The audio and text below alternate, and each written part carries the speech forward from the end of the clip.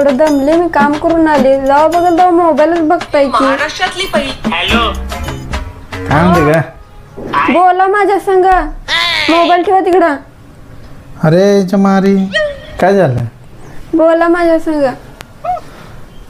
बोलायचं आहे तुला. ऐक की तू माझ्यावर किती प्रेम करते का? लय करते हा लय करते किती? लय करते मी सांगेल ती करशील का? होय काय करणार माझ्यासाठी?